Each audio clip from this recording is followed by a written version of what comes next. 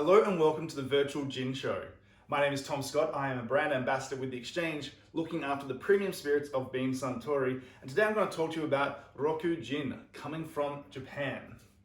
Now, the Japanese company of Suntory has been making gin ever since 1936, along with very famed whiskies coming from the Yamazaki and Hakushu distilleries.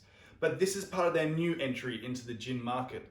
Arriving on Australian shores about a year and a half ago, this is part of the global boom that we've been seeing with gin happening here in Australia and everywhere else.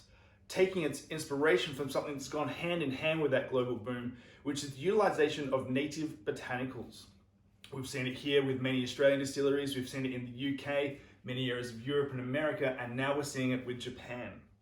So Roku Gin, at the heart, is still a classic gin, utilizing 8 key botanicals that you'd expect to see in many gins, obviously juniper.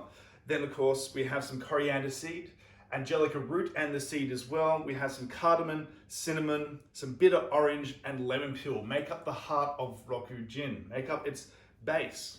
But that is not where we end the process with making Roku.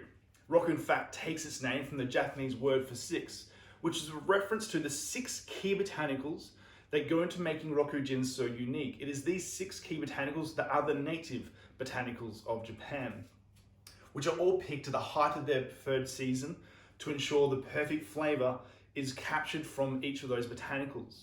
The 6 botanicals that go into Roku to make it unique include sakura flower and the leaf, otherwise known as cherry blossoms. Also has sencho pepper, which gives it a nice light spice. Has 2 different types of Japanese tea, has sencha tea and gaikuru tea to give it nice earthy characteristics. And also has a classic Japanese fruit known as yuzu, which gives it lovely bright citrus flavors. Now, as I said, each of those are picked during the height of their seasonality. The sakura leaf and flower are picked during spring, as would make sense considering the cherry blossom festival takes place in spring every year in Japan. Then the sencho pepper is picked in autumn. The 2 teas are picked during summer, and the yuzu peel is picked during winter. Combining all these flavors gives you something quintessentially Japanese and a unique botanically infused Japanese gin.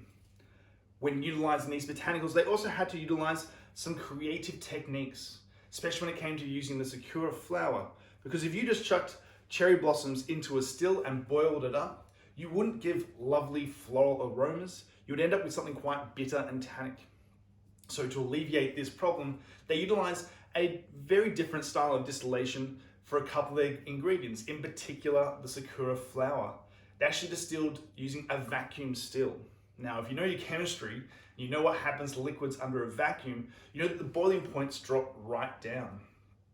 Utilizing this distillation technique allows them to distill the sakura flower at much lower temperatures under a vacuum, meaning they can extract the lovely floral aromas of the flower and not the dark, bitter aspects that you get from boiling it. I hope you enjoy Roku Gin and look forward to seeing you next time. Thank you. Bye.